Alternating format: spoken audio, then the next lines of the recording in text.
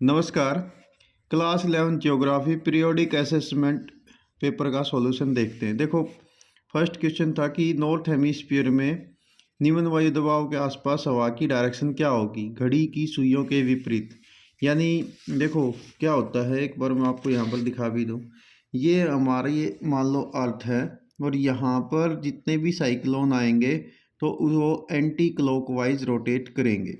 और यदि ये क्वेश्चन पलट दिया जाता और आपसे पूछा जाता कि साउथ हेमिस्फीयर, तो साउथ हेमिस्फीयर में ये साउथ हो गया, तो यहाँ पर तो ये क्लॉकवाइज रोटेट करते हैं और नॉर्थ हेमिस्फीयर में ये एंटी क्लॉकवाइज रोटेट करते हैं। तो इसका आंसर हो गया बी। इसी प्रकार से आगे कहता है अंतर उष्णकटिबंधीय अभिसरण क्षेत्र ITCZ inter tropical conversion zone ये नॉर्मली कहाँ पर होता है। तो ये नॉर्मली देखो यहाँ पर होता है, एक होती है इदल ट्रॉपिक्स ऑफ कैंसर और एक होती है इदल ट्रॉपिक ऑफ कैप्रिकॉर्न, यानी 23 डिग्री एंड हाफ साउथ और ये होती है 23 डिग्री एंड हाफ नॉर्थ। तो जो ITCZ है वो ज़्यादातर इक्वेटर के आसपास रहता है। जून का जब महीना आएगा तो जून की 21 तारीख को ITCZ जो है इस पे आ जाएगा ट्रॉपिक ऑफ कैंसर यानी कर्क रेखा पर। और 22 दिसंबर जो 22 दिसंबर है यहाँ पर ITCZ यहाँ होगा। ITCZ एक्चुअली में क्या है, लो प्रेशर की बेल्ट है, यानी जहाँ सूर्य की किरणें सीधे गिरेंगी वहाँ का एरिया लो प्रेशर बन जाएगा। तो अब सवाल ये था कि ये नॉर्मली कहाँ रहता है, तो चाहे वो इस साउथ में रहे या नॉर्थ में रहे तो इक्वेटर के इर्द गिर्द ही रहता है। तो इसलिए इसका जवाब क्या आएगा, भूमध्य रेखा के पास। नेक्स्ट आता है जब वायु पूरी तरह से आर्द्रता से भर जाती है तो वह दशा क्या कहलाती है। एक क्वेश्चन था आपका कि ऐसी कंडीशन जिसमें जो एयर है वो पूरी तरह से सैचुरेटेड हो जाती है तो वो कहलाएगी संतृप्त वायु।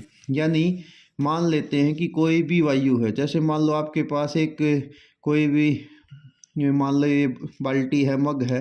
अब मान लो इसमें जब ये पूरी तरह से भर जाए, इसको मैं एयर मान लेता हूँ कि अगर मान लो ये एक एयर है, इसकी कैपेसिटी है और ये पूरी तरह से भर जाए यानी 100% भर जाए, ये क्या कहलाएगी, तो ये कहलाएगी सैचुरेटेड एयर, संतृप्त वायु। ठीक है। नेट कहता है सबसे ऊंचे क्लाउड कौन से होते हैं, तो सबसे ऊंचे क्लाउड होते हैं सीरस क्लाउड यानी पक्षाभ मेघ। जैसे ये हमारा ग्राउंड है तो यहाँ से एक तो होते हैं वे बादल जो 2 किलोमीटर तक ऊंचे हों, दूसरे वे होते हैं जो 2 से 6 किलोमीटर तक ऊंचे हों और तीसरे होते हैं जो 6 किलोमीटर से लगभग 12 से 14 किलोमीटर तक ऊंचे होते हैं। तो वे होते हैं सीरस क्लाउड यानी पक्षाभ मेघ। तो ये आपका आंसर इसमें आएगा। अब बात करते हैं स्थल समीर और जल समीर की, land bridge and sea bridge. सबसे ज़्यादा जो विद्यार्थियों ने क्वेश्चन गलत किया है वो यही वाला किया है। तो इसको नंबर 1 आपने सारा कंसेप्ट ठीक किया लेकिन लास्ट में जाके वो ख़राब कर दिया। नंबर 1 डायग्राम नहीं बनाना आया, तो देखो ऐसे बनाना है इसका डायग्राम, ऐसे करके और ऐसे एक पिक्चर बनाइए। ठीक है, और यहाँ पर दिखाइए कि मान लो ये पानी है, ठीक है, ये पानी हो गया। तो ये आपकी है लैंड यानी ज़मीन और ये है आपका वाटर यानी सी। अब बात करते हैं कि जब दिन का समय होगा, डे में दिन होगा तो क्या होगा, सन होगा। ठीक है, सूर्य है, अब सूर्य का प्रकाश ज़मीन पर भी गिर रहा है और पानी पर भी गिरा है, लेकिन ज़मीन जल्दी गर्म हो जाएगी, जल्दी गर्म होगी क्योंकि ज़मीन फिक्स है। तो यहाँ की जो वायु है वो क्या होगी, गर्म होकर ऐसे ऊपर उठ जाएगी, तो ये एरिया बन जाएगा लो प्रेशर बनेगा। इसके विपरीत क्योंकि पानी में क्या होता है कि पानी में जैसे ही ऊपर का सरफेस गर्म होगा तो पानी ऐसे मूवमेंट करना शुरू कर देगा, ऊपर का पानी नीचे, नीचे का पानी ऊपर। ठीक है, तो क्या होगा, यहाँ पर टेम्परेचर स्थल की तुलना में, लैंड की तुलना में यहाँ पर टेम्परेचर कम रहेगा, तो कम रहेगा तो यहाँ पर हाई प्रेशर होगा। इस सिचुएशन में क्या होगा, अब वायु चलती है हमेशा हाई से लो की ओर, तो दिन में हवा चलेगी समुंदर से स्थल की ओर, तो इसको कहेंगे सी ब्रीज। क्यों? क्योंकि ये सी की ओर से आ रही है। आप सब विद्यार्थियों ने यहीं पर गलती की है, ठीक है।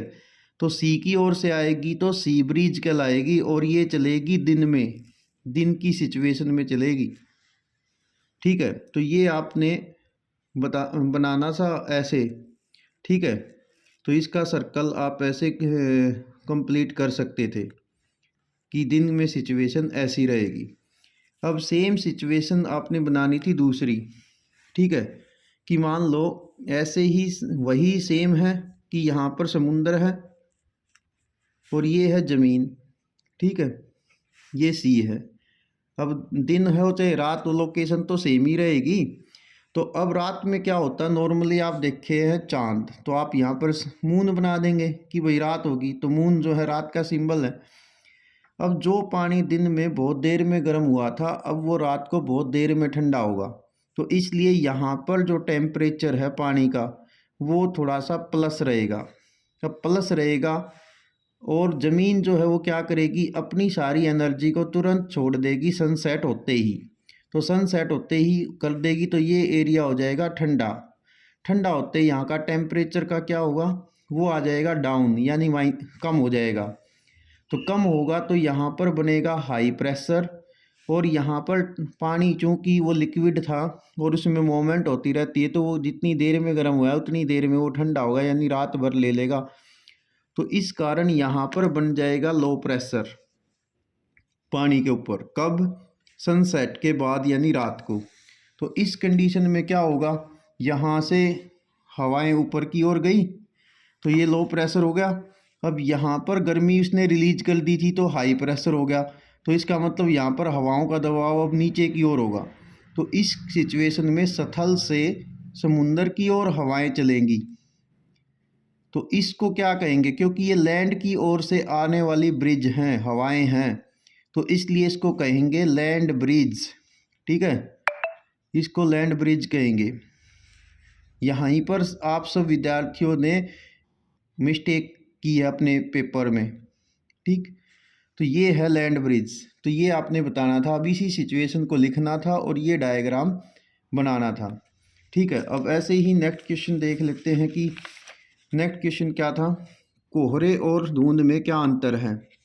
तो कोहरे और धुंध के लिए बता देता हूँ, इसके बारे में मैंने आज ही एक वीडियो भेज रखी है कि मिस्ट क्या है, उसको आप देखें। नॉर्मल कंडीशन में बता देता हूँ, मिस्ट और फॉग, ठीक है। जो फॉग होती है ये डेनिस होती है, यानी ज़्यादा सघन होती है। मिस्ट जो है वो लेस डेनिस होती है, कम सघन होती है, ठीक है, यानी इसमें सघनता कम होगी। इसकी जो मिस्ट है इसकी विजिबिलिटी 1 किलोमीटर से 2 किलोमीटर होगी।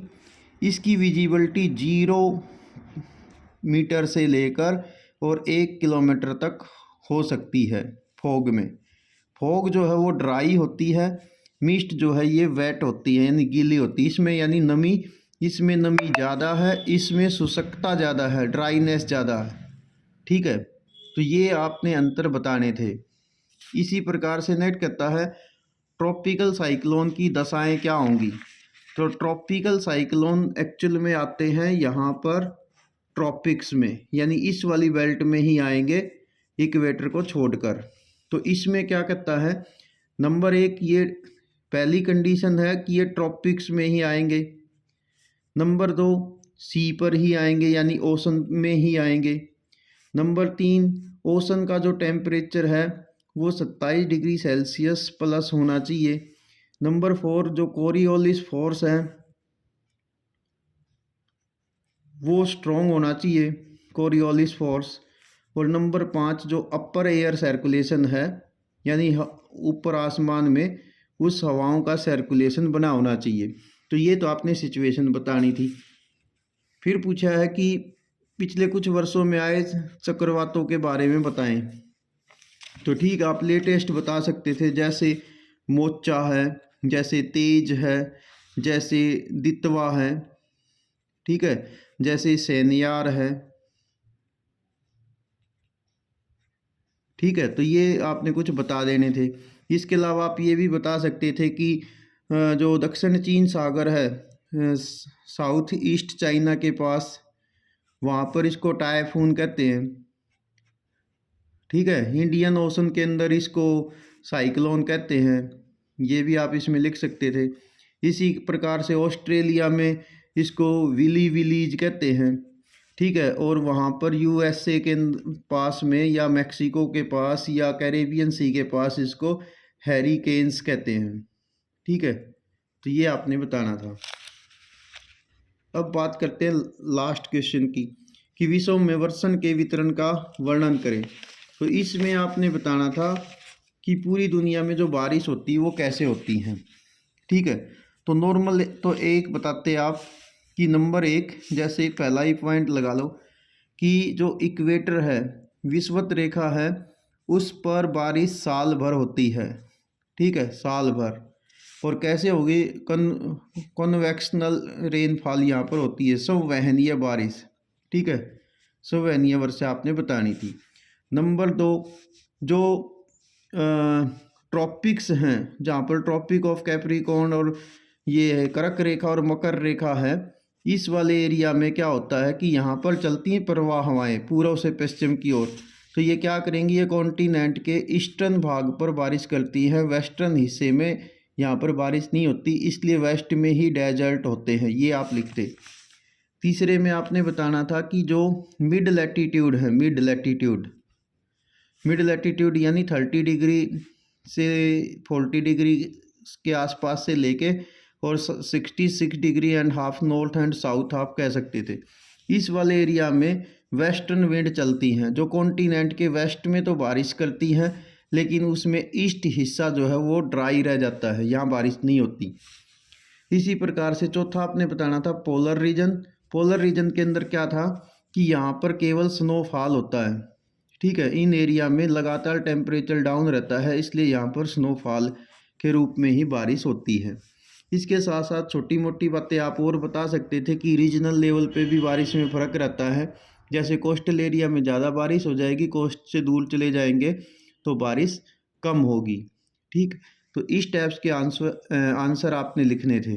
तो ये था आपके पेपर का सॉल्यूशन। अब आप अपना अपना आंसर इसमें मिला सकते हैं कि आपने कैसे कैसे लिखे होंगे। ठीक है।